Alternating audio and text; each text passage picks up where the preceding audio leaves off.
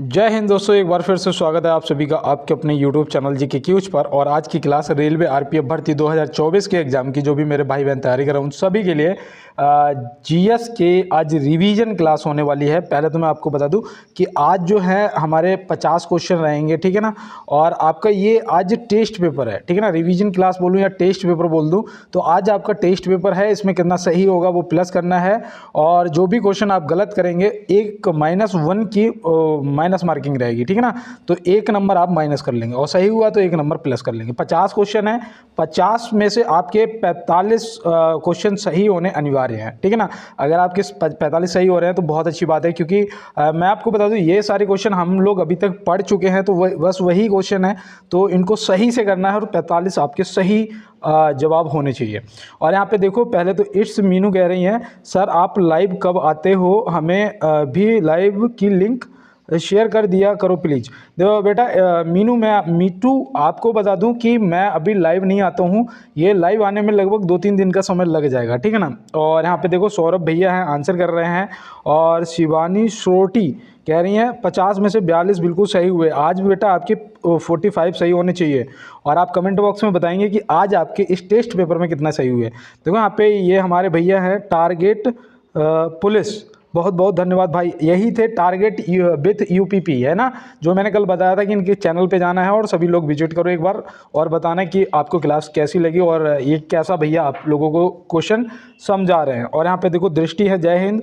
और सबीना कह रही हैं सर मेरा आपको 3 आईडी से सब्सक्राइब किया है, मैं चाहती हूँ आप बहुत आगे जाएं और मुझे तो बेटा बिल्कुल आप लोगों का सपोर्ट रहेगा तो आपके भाई बिल्कुल आगे जाएगा और आप लोगों का पूरा सपोर्ट करेगा। और यहाँ पे निर्मल है, वेरी नाइस क्लास। अंकित भैया हैं, और यहाँ पे अजरुद्दीन हैं, ये आंसर कर रहे हैं इराक की मुद्रा दीनार। और ये सचिन भैया हैं, रामचंद्र जय हिंद सर, आज मेरा स्कोर इतना सही हुआ तो बहुत अच्छी बात। प्रमोद हैं, आप बीच बीच में जो डिटेल में बताते हो बहुत अच्छा लगता है। तो भैया प्रमोद बहुत बहुत धन्यवाद, आप लोगों का ये प्यार ही तो है, सपोर्ट ही तो है। और यहाँ पे देखो संदीप भैया सर आप भैया मत बोला करो, आप गुरु टीचर हैं, आपसे हमारे बहुत कुछ सीखने को मिलता है।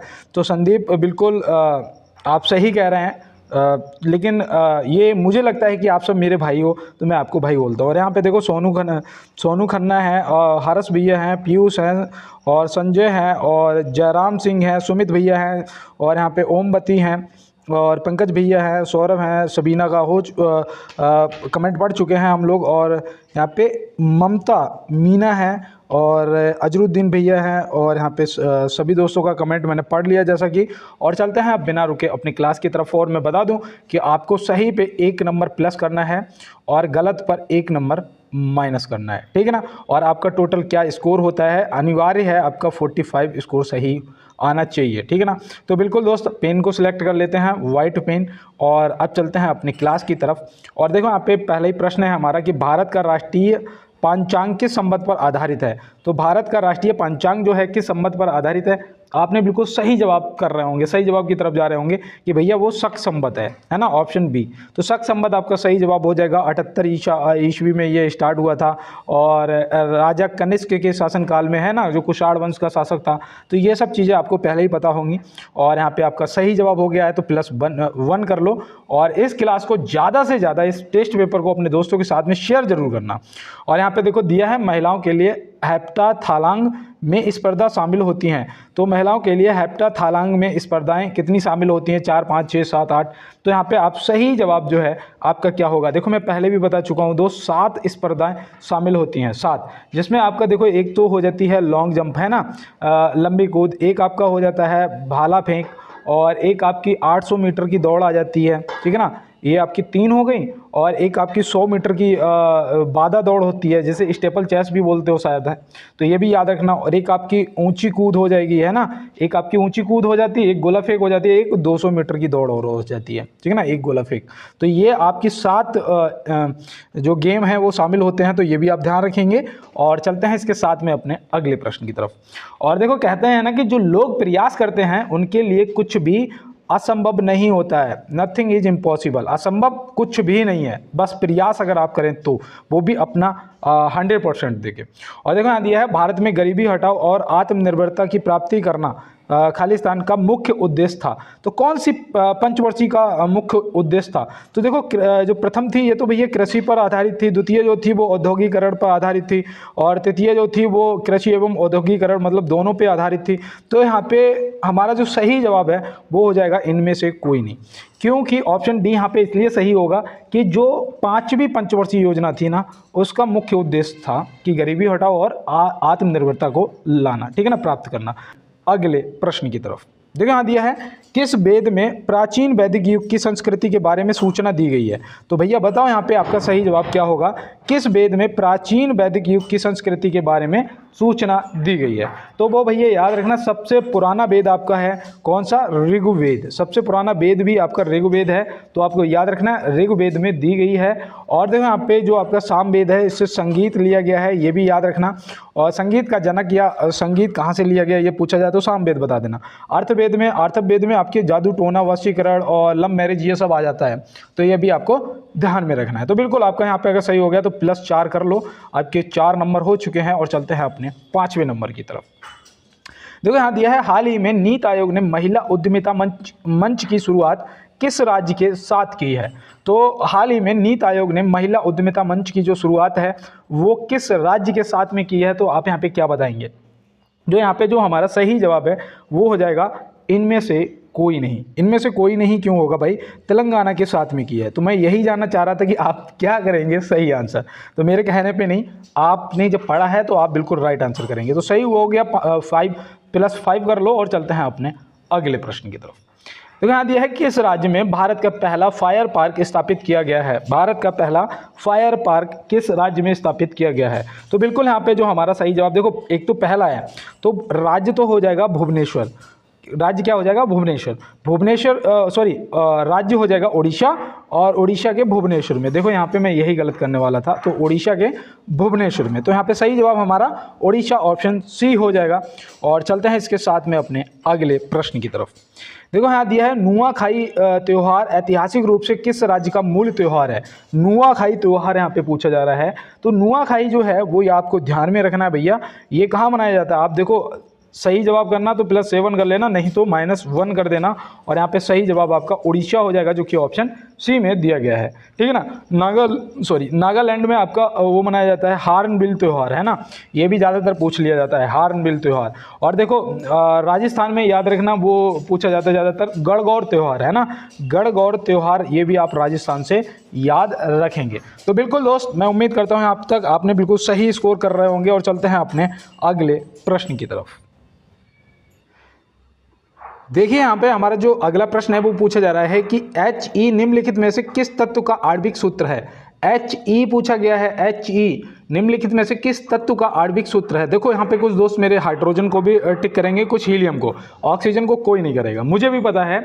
लेकिन मैं यहाँ पे आपको बता दूं जो He है वो आपने अगर हीलियम को टिक किया है तो यहाँ पे हीलियम आपका बिल्कुल राइट आंसर हो जाएगा, क्योंकि हाइड्रोजन का जो है वो H2 है ना। H2 जो है वो आपका हाइड्रोजन का होता है, हीलियम का He होता है, और आपके जो ऑक्सीजन का है वो O2 होता है ना।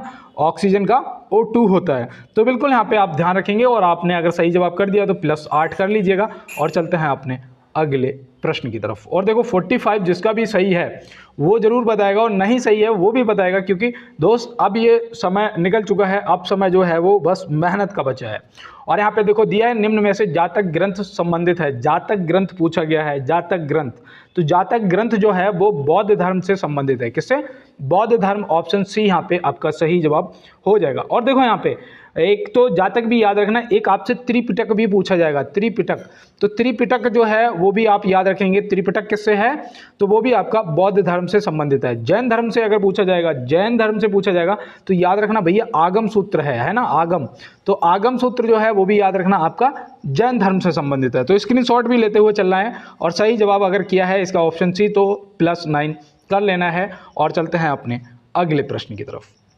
देखिए यहाँ दिया है निम्नलिखित में से किस विदेशी यात्री ने भारत का दौरा सबसे पहले किया था? निम्नलिखित में से किस विदेशी यात्री ने भारत का जो दौरा है सबसे पहले किया था? अब कुछ लोग वास्को डी गामा को करेंगे, कुछ बाबर को भी, कुछ मैगस्थनीज को भी। तो आपने क्या सही जवाब किया? अपना जवाब जो है मैच करिएगा, मैगस्थनीज है ना, मैगस्थनीज। ये तो आपको पता ही होगा भाई, ये सेल्यूकस निकेटर का राजदूत था, है ना, सेल्यूकस निकेटर का राजदूत था, जो कि चंद्रगुप्त मौर्य के शासनकाल में उनके दरबार में आया था, और इसने फिर एक रचना की थी इंडिका की, है ना, इंडिका की। तो वो भी आप याद रखेंगे। वास्को डी गामा जो है ये 1498 में आया था, कालीकट उतरा था, ये भी आपको पता होगा, है ना। तो और ये जो बाबर है ये इसका 1526 में स्थापना की थी इसने, उसकी मुगल वंश की। पानीपत का प्रथम युद्ध लड़ा था, है ना, 1526 में। तो ये भी आप ध्यान रखेंगे दोस्त। और चलते हैं इसके साथ में अपने अगले प्रश्न की तरफ। देखिए यहाँ पे दिया है, जुलाई 2024 के दौरान केरल के किस जिले में अपने इतिहास का सबसे घातक भूस्खलन हुआ था?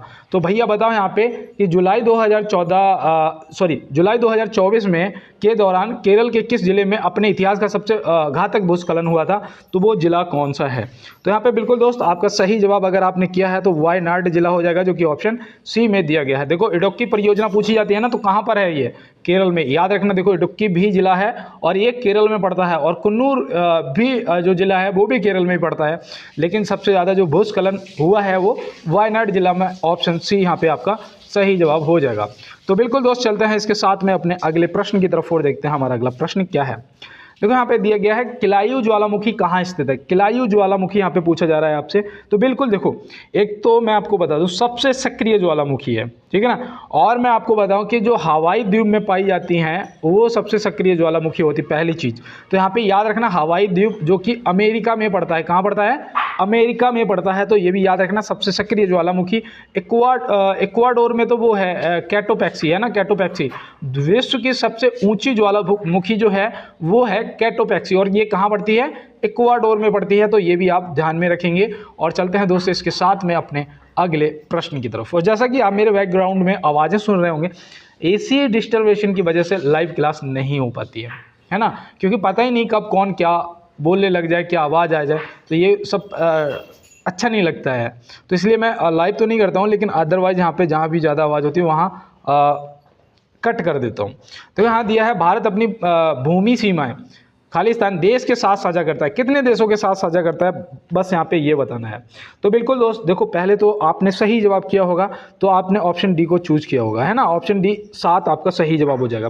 कौन कौन से देश हैं? तो याद रखना भैया, एक तो आप ये हो जाएगा म्यांमार, ठीक है ना। उसके बाद पाकिस्तान हो जाएगा, पाकिस्तान के बाद आपका ये नेपाल आ जाएगा, नेपाल के बाद आपका वो आ जाएगा अफ़गानिस्तान आ जाएगा, और अफ़गानिस्तान के बाद आपका भूटान आ जाएगा, भूटान के बाद आपका चीन आ जाएगा, और चीन के बाद आपका बांग्लादेश आ जाएगा। और एक त्रिपुरा ऐसा राज्य है जो कि बांग्लादेश से 3 तरफ से घिरा हुआ है, ये भी कभी कभी पूछ लिया जाता है, ठीक है ना। तो ये भी याद रखना। और अगर आपने यहाँ पे सही जवाब किया तो +13 कर लेना है। और चलते हैं दोस्त अपने अगले प्रश्न की तरफ। देखो यहाँ दिया है, कुचिपुड़ी की उत्पत्ति भारतीय राज्य खालिस्तान के कुचिपुड़ी नामक गांव में हुई थी। तो कुचिपुड़ी यहाँ पे बताना है आपको कौन से राज्य से संबंधित है। यहाँ पे देखो ये किसी का पुराना छपा हुआ रह गया। तो यहाँ पे देखो जो हमारा सही जवाब है, कुचिपुड़ी हमारे आंध्र प्रदेश से संबंधित है ना। कुचिपुड़ी जो है वो कौन से राज्य से संबंधित है? आंध्र प्रदेश से। तो ये भी आप याद रखना। दूसरा याद रखना कि भैया 1953 में भाषा के आधार पर बनने वाला ये पहला राज्य था। तो ये भी आप ध्यान में रखेंगे। और चलते हैं इसके साथ में अपने अगले प्रश्न की तरफ।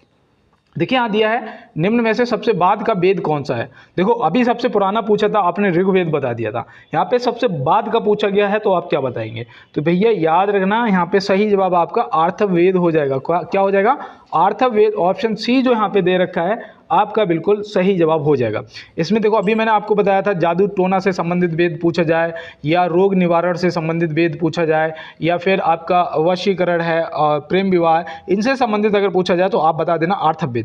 यजुर्वेद जो है ये याद रखना गद्य और पद्य दोनों में लिखा गया है ना। अगर गद्य और पद्य दोनों में पूछा जाए तो आप यजुर्वेद को टिक कर देंगे। सामवेद जो है याद रखना भैया संगीत से संबंधित है। तो यहाँ पे अगर ऑप्शन बी को आपने टिक किया है तो +15 कर लीजिएगा। और चलते हैं इसके साथ में अपने अगले प्रश्न की तरफ।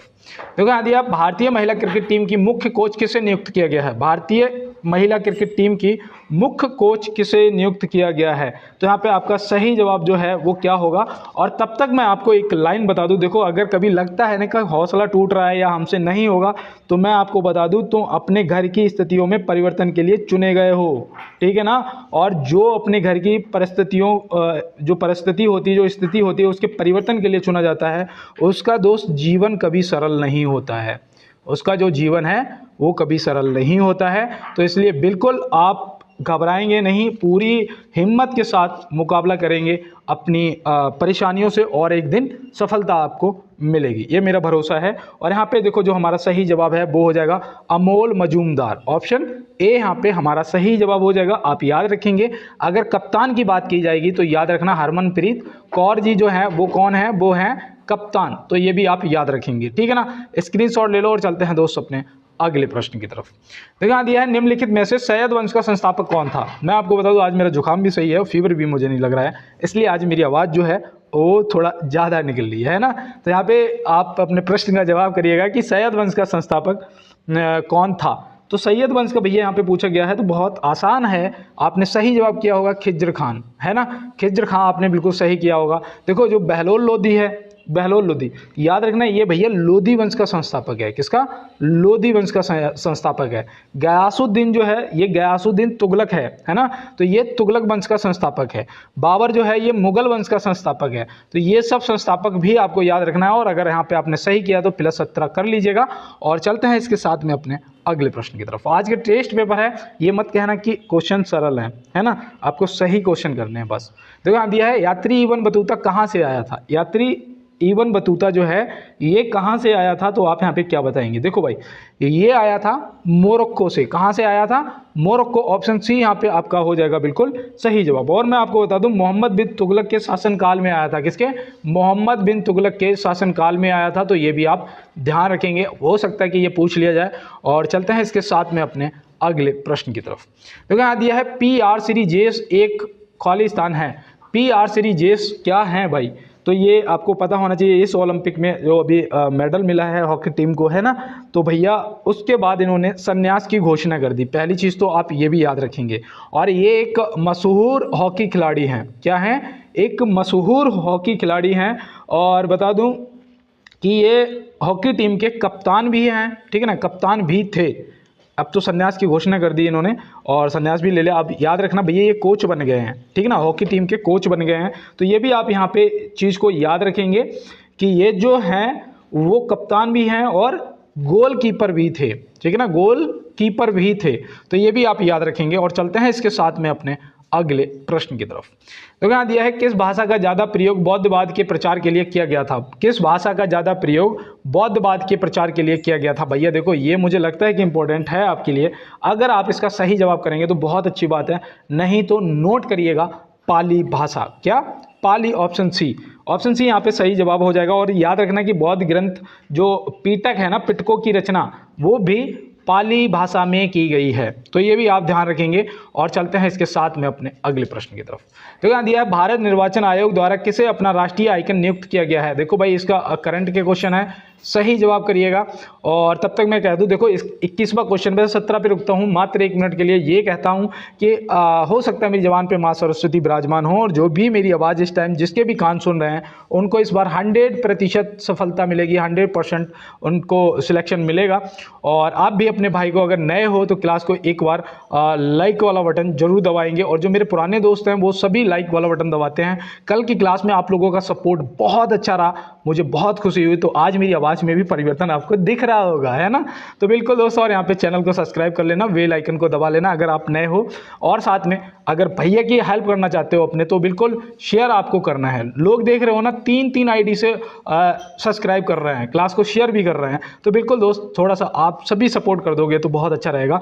और अब नॉन स्टॉप अपने पेपर को कंप्लीट करते हैं। देखो यहाँ पे दिया है भारत निर्वाचन आयोग द्वारा किसे अपना राष्ट्रीय आइकन नियुक्त किया गया है? तो यहाँ पे जो हमारा सही जवाब है वो याद रखना, राजकुमार राव जी। किसे किया गया है? राजकुमार राव जी को। और यहाँ पे एक चीज़ और याद रखना, अगर आपसे चीफ कमीशन इलेक्शन वो मतलब इलेक्शन कमीशन पूछे जाए, कमिश्नर पूछे जाए तो वो कौन है, वो है अभी राजीव कुमार, ठीक है ना। और पहले कौन थे, तो वो याद रखना सुकुमार सेन थे। कौन थे, सुकुमार सेन थे। तो बिल्कुल आप ये भी याद रखेंगे और चलते हैं अपने अगले प्रश्न की तरफ। देखो यहाँ दिया है राष्ट्रीय युवा दिवस कब मनाया जाता है। देखो बहुत इजी क्वेश्चन है, इसीलिए कहता हूँ 45 आपके सही होने चाहिए। तो राष्ट्रीय युवा दिवस जो है वो 12 जनवरी को मनाया जाता है। और नेक्स्ट जो मैं आपको बता दूं, अगले सप्ते में जो भी टेस्ट पेपर लेके आऊँगा सबसे हार्ड होगा, इस चीज़ को ध्यान में रखना है, ठीक है ना। मैं एक एक क्वेश्चन को छाट के एक अलग बनाऊंगा 50 की स्लाइड, और वो हार्ड पेपर आप लोग करेंगे। और यहाँ पे देखो सही जवाब जो है 12 जनवरी हो जाएगा। अगर आपने करा है तो +22 कर लीजिएगा। 10 जनवरी को क्या मनाया जाता है बताओ। 10 जनवरी को विश्व हिंदी दिवस, क्या मनाते हैं, विश्व हिंदी दिवस, तो ये भी आप याद रखेंगे। 15 जनवरी को थल सेना दिवस है ना। 16 जनवरी को बताओ, 15 जनवरी तो हो गया भैया, 16 जनवरी को बताओ क्या मनाते हैं, तो याद रखना राष्ट्रीय स्टार्टअप दिवस। क्या, राष्ट्रीय स्टार्टअप दिवस मनाते हैं 16 जनवरी को, ठीक है ना दोस्त। तो बिल्कुल चलते हैं इसके साथ में अपने अगले प्रश्न की तरफ और देखते हैं हमारा अगला प्रश्न क्या है। एक प्रसिद्ध नाटक अभिज्ञान शाकुंतलम किस शख्सियत द्वारा लिखा गया था। अभिज्ञान शाकुंतलम जो पूछा जा रहा है किस शख्सियत द्वारा लिखा गया था, तो आप यहाँ पे क्या बताएंगे। देखो पहले तो इस प्रश्न का जवाब याद रखना आपका कालिदास जी हो जाएगा, है ना। ऑप्शन ए कालिदास जी आपका सही जवाब हो जाएगा। इनकी और भी रचनाएं थी, एक तो थी वो रघुवंशम, है ना, और एक थी मेघदूत, और एक वो थी कुमार संभवम, है ना, कुमार संभवम। तो ये आपको ये भी इनके साथ में अभिज्ञान शाकुंतलम के साथ में याद रखनी है, और ये सब रचनाएं जो हैं वो कालिदास जी की हैं, तो ये भी आप ध्यान रखेंगे। और चलते हैं इसके साथ में अपने अगले प्रश्न की तरफ। G20 2023 शिखर सम्मेलन का लोगो कहाँ से प्रेरित है भैया। ये दिल्ली में हुआ था, है ना, ये कहाँ हुआ था, दिल्ली में हुआ था। और G20 का मतलब होता है ग्रुप ऑफ 20, है ना, ग्रुप ऑफ 20। अब यहाँ पे जो शिखर सम्मेलन का लोगो है वो कहाँ से प्रेरित था, तो याद रखना भैया भारत का राष्ट्रीय ध्वज से। किससे, भारत के राष्ट्रीय ध्वज, ऑप्शन बी यहाँ पे हमारा बिल्कुल सही जवाब हो जाएगा। तो बिल्कुल दोस्त चलते हैं इसके साथ में अपने अगले प्रश्न की तरफ। देखिए दिया है पेरिस ने कौन सी बार ओलंपिक खेल की मेजबानी की है भैया। देखो मैं यहाँ पे आपको बता दूं, पहले तो आप इसका सही जवाब करिए, मैंने कई बार आपको ये प्रश्न बताया है। और देखो पेरिस ओलंपिक अभी हुआ था, तो हो सकता है आपसे पूछ लिया जाए, तो बिल्कुल आपने अगर ऑप्शन सी किया है तो आप यहाँ पे +25 कर लीजिएगा। देखो कब कब इसने किया वो भी याद रखना, सन 1900 में किया पहली बार, ठीक है ना, दूसरी बार किया है 1924 में, और तीसरी बार किया है 2024 में, ठीक है ना। यहाँ पे देखो 100 साल +100 साल हो गए, है ना। तो यहाँ पे याद रखना 3 बार किया, 1900, 1924 में और 2024 में।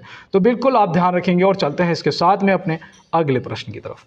देखो यहाँ दिया है किस क्रिकेट टीम ने वुमेन्स एशिया कप 2024 का खिताब जीता है। किस क्रिकेट टीम ने वुमेन्स एशिया कप 2024 का खिताब जीता है, तो आप यहाँ पे क्या बताएंगे। तो बिल्कुल यहाँ पे आपने अगर ऑप्शन बी को टिक किया है श्रीलंका, तो यहाँ पे आपका जवाब बिल्कुल सही हो गया है। तो यहाँ पे आप +26 कर लीजिएगा। और चलते हैं इसके साथ में अपने अगले प्रश्न की तरफ। देखो यहाँ दिया है निम्नलिखित में से मुद्रा आपूर्ति का कौन सा माप सबसे अधिक तरल है।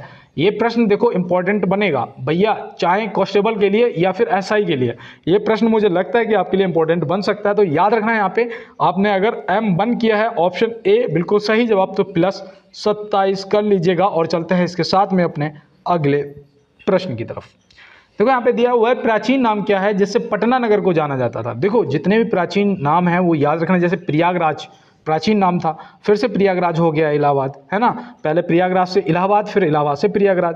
तो ऐसे ही यहाँ पे याद रखना। देखो भैया आपसे जो प्रश्न पूछा जा रहा है उसका सही जवाब पाटलिपुत्र हो जाएगा। क्या हो जाएगा, पाटलिपुत्र, ऑप्शन बी। ये पटना नगर का प्राचीन नाम था। अवंतिका जो है ये उज्जैन का पुराना नाम था, है ना। सिलोन पूछा जाता है, सिलोन वो किसका था, श्रीलंका का था ना, तो वो भी आप याद रखना। देखो मुझे याद आ गया, सिलोन। तो बिल्कुल दोस्त चलते हैं इसके साथ में अपने अगले प्रश्न पे। निम्नलिखित में से माजुली द्वीप किस राज्य में स्थित है। देखो ये पता क्यों इंपॉर्टेंट है, मैं आपको बताऊं, ये दुनिया का सबसे बड़ा नदी द्वीप है, दुनिया का सबसे बड़ा नदी द्वीप, और ये भारत में है।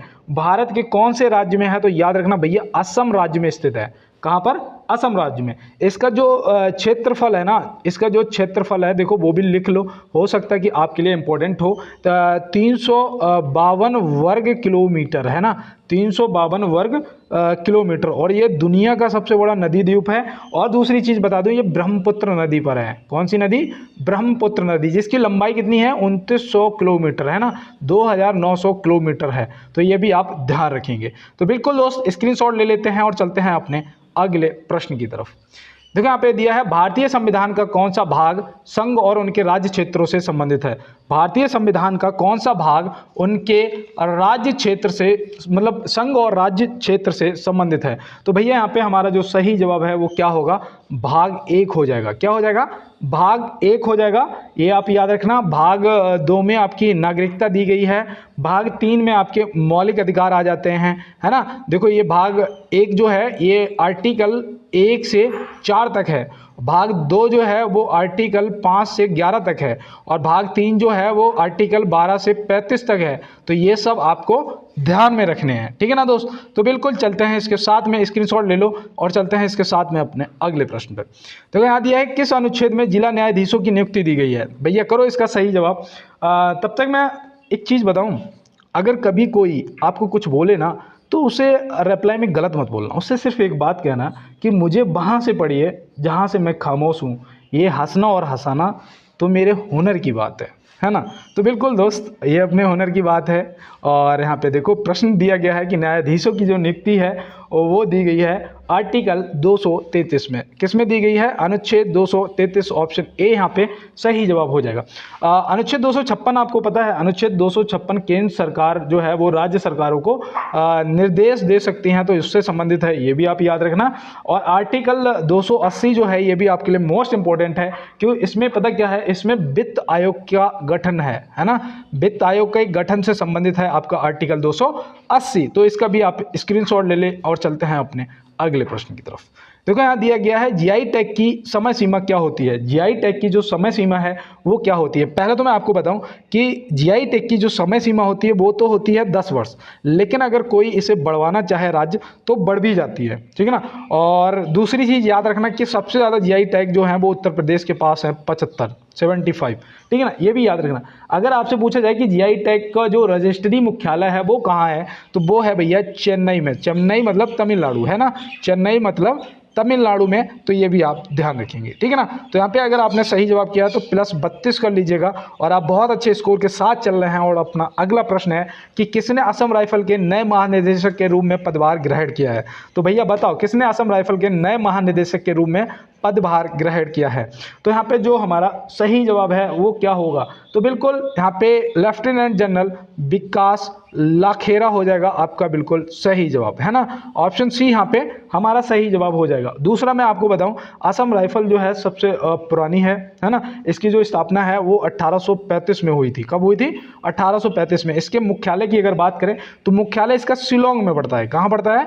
शिलोंग में। मेघालय की राजधानी क्या है? कमेंट बॉक्स में बताना, ठीक है ना। और इसका मुख्यालय जो है शिलोंग में पड़ता है। अगर आपसे यहाँ पे आरपीएफ के महानिदेशक पूछे जाएं तो श्री मनोज यादव हैं, जिसके पेपर की हम लोग तैयारी कर रहे हैं। आरपीएफ के पेपर की तैयारी कर रहे हैं ना, आरपीएफ के महानिदेशक श्री मनोज यादव हैं। ये भी आप ध्यान रखेंगे, विशेष रूप से स्क्रीनशॉट ले लो और चलते हैं दोस्त अपने अगले प्रश्न की तरफ। यहाँ दिया है, पुरुषों की 50 मीटर राइफल 3P स्पर्धा में स्वप्निल कुसाले ने कौन सा पदक जीता है? पुरुषों की 50 मीटर राइफल 3P स्पर्धा में स्वप्निल कुसाले ने कौन सा पदक जीता है? तो आप यहाँ पे सही जवाब क्या बताएंगे? तो बिल्कुल दोस्त यहाँ पे आपका कांस्य मेडल हो जाएगा, जो कि ऑप्शन सी में दिया गया है। आपने अगर ऑप्शन सी लगाया तो आपका सही जवाब होता है। और चलते हैं अपने अगले प्रश्न पर। संगीत नाटक अकादमी पुरस्कार पहले किसके नाम से जाना जाता था? अगर आपका पहले स्कोर थोड़ा गड़बड़ हुआ है तो अब सही कर लो यार, क्योंकि पेपर में भी ऐसा ही होता है, कहीं पे हार्ड क्वेश्चन होंगे, कहीं पे सरल होंगे। तो ऐसा ही आज यहाँ पे होने वाला है ना। तो याद रखना भैया, राष्ट्रपति पुरस्कार के नाम से जाना जाता था। किसके? राष्ट्रपति पुरस्कार के नाम से जाना जाता था। इसकी स्थापना जो है वो याद रखना 1953 में हुई थी। कब हुई थी? 1953 में हुई थी संगीत नाटक अकादमी पुरस्कार की। तो ये भी आप याद रखेंगे। और चलते हैं इसके साथ में अपने अगले प्रश्न की तरफ। यहाँ दिया, ऋग्वेद में कुल कितने अध्याय या मंडल हैं? तो भैया कितने मंडल कितने अध्याय हैं तो आप यहाँ पे बताएंगे। तो यहाँ पे जो सही जवाब है वो अगर किसी ने 10 को टिक किया है तो आपका सही जवाब हो गया।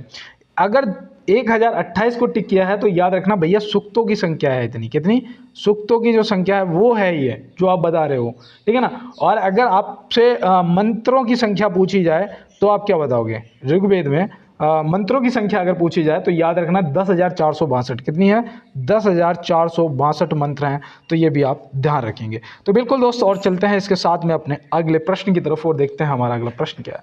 गुदई महाराज का संबंध किस वाद्य यंत्र से है, आप इसका आंसर करिएगा। देखो 37वां क्वेश्चन है, आप इसका आंसर करिएगा। लेकिन मैं एक बात बता दूं, कई हमारे दोस्त ऐसे हैं जो कि बाबू सोना के चक्कर में रहते हैं। देखो दोस्त, एक चीज़ बताऊं ना, आपके लिए 2 लाइन सुनाऊंगा आज मैं। कहता है ना कि जरूरी काम है लेकिन रोजाना भूल जाता हूँ, जरूरी काम है लेकिन रोजाना भूल जाता हूँ, जैसे पढ़ाई, तो जरूरी काम है लेकिन रोजाना भूल जाता हूँ, मुझे तुमसे मोहब्बत है बताना भूल जाता हूँ, तेरी गलियों में फिरता इतना अच्छा लगता है, तेरी गलियों में फिरता इतना अच्छा लगता है, मैं रास्ता याद रखता हूँ ठिकाना भूल जाता हूँ। तो आपको कैसी लगी ये लाइन, आप कमेंट बॉक्स में बताइएगा। और देखो यहाँ पे जो सही जवाब है वो याद रखना तबला। अगर आपने तबला को टिक किया है ना तो यहाँ पे दोस्त आपका सही जवाब हो गया। गुदई महाराज जो हैं ये बनारस घराने से हैं। देखो मैं भूल गया था लेकिन अचानक याद आ गया, ये बनारस घराने से हैं, ये भी आप याद रखना। और ये तबला बजाते हैं, तबला से संबंधित हैं। जो आपने देखा होगा पिक्चर वगैरह में घोड़े की आवाज़ आती है टिक टिक टिक टिक टिक टिक, वो यही बजाते हैं, ठीक है ना। तो आपको ये भी ध्यान रखना है दोस्त। और मैं आपको बता दूं यहाँ पे जो सितार से संबंधित उन्हें याद रखना, पंडित रवि कुमार शर्मा है ना, पंडित रविशंकर, पंडित रविशंकर को, ठीक है ना। तो आप याद रखेंगे। और चलते हैं इसके साथ में अपने अगले प्रश्न पे। गुलरुखी के नाम से कौन जाना जाता था, गुलरुखी के नाम से कौन जाना जाता था भैया, आगरा की स्थापना सिकंदर लोदी है ना, ऑप्शन बी। और अमीर खुसरो को तो तूतिए हिंद के नाम से जानते हैं, है ना, तो ये भी आप ध्यान रखेंगे। तो बिल्कुल दोस्त, और चलते हैं इसके साथ में अपने अगले प्रश्न पे। कहाँ पर पहला अंतर्राष्ट्रीय समुद्र तट महोत्सव आयोजित हुआ था, कहाँ पर पहला अंतर्राष्ट्रीय समुद्र तट महोत्सव आयोजित हुआ था। तो आप यहाँ पे क्या बताएंगे, आपका सही जवाब केरल हो जाएगा। अगर आपने केरल को टिक किया है तो +39 कर लीजिएगा, ठीक है ना। और चलते हैं इसके साथ में अपने अगले प्रश्न पे। देखो यहाँ दिया, महात्मा गांधी जी द्वारा दांडी मार्च किस वर्ष शुरू किया गया था, महात्मा गांधी जी द्वारा दांडी मार्च किस वर्ष शुरू किया गया था।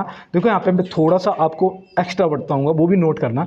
पहले तो याद रखना ये 12 मार्च 1930 में स्टार्ट हुआ था, है ना। कितने दिन तक चला था भैया, 12 मार्च 1930 को स्टार्ट हुआ था। ये 24 दिनों की यात्रा थी, है ना। और ये कहाँ से कहाँ तक, सो साबरमती आश्रम से दांडी गुजरात तक, ठीक है ना। और ये भी आप याद रखना। और नमक सत्याग्रह के नाम से भी इसे जाना जाता है, तो ये भी आप ध्यान रखेंगे, ठीक है ना दोस्त। तो कुछ भी ऐसा नहीं रह रहा है यहाँ पे, स्क्रीनशॉट ले लो। और चलते हैं अपने अगले प्रश्न की तरफ। निम्नलिखित में से आदित्य L1 कब लॉन्च हुआ था, आदित्य L1 यहाँ पे पूछा जा रहा है कब लॉन्च हुआ था और कहाँ से हुआ था, बताइएगा आप। तो याद रखना भैया, आदित्य L1 जो लॉन्च हुआ था वो 2 सितंबर 2023 को हुआ था। और यहाँ पे ऐसा कहीं दिया नहीं है, तो यहाँ पे ऑप्शन डी को हम आसानी से टिक करेंगे, जो कि इनमें से कोई नहीं हमारा सही जवाब हो जाएगा। और हम नोट कर लेंगे 2 सितंबर 2023, है ना, 2 सितंबर 2023। अगर आपने आंसर सही किया तो ठीक है। और श्री हरिकोटा से हुआ था, सतीश धवन अंतरिक्ष केंद्र से, है ना, सतीश धवन अंतरिक्ष केंद्र से हुआ था श्री हरिकोटा, तो आप ध्यान रखेंगे। और चलते हैं इसके साथ में अपने अगले प्रश्न की तरफ।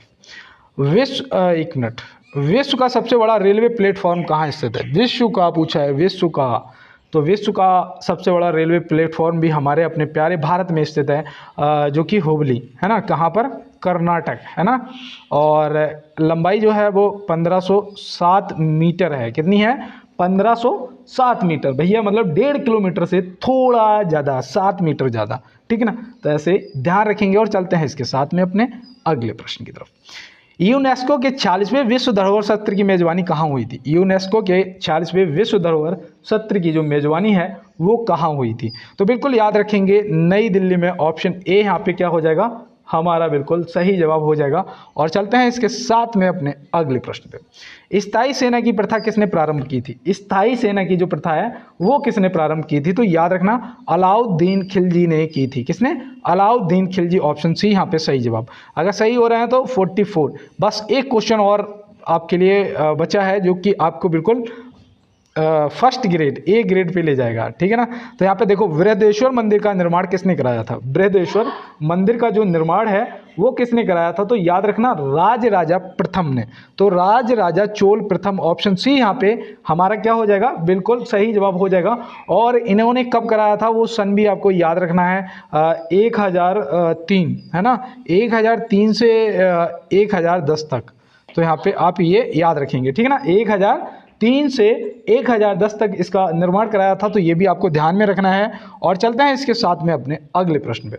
यहाँ दिया है, उस्ताद असद अली खान कौन से वाद्य यंत्र को बजाते थे? उस्ताद असद अली खान कौन से वाद्य यंत्र को बजाते थे? तो आप यहाँ पे क्या बताएंगे? यहाँ पे आपका जो बिल्कुल राइट आंसर है बांसुरी, सितार, तबला या रुद्रबीड़ा।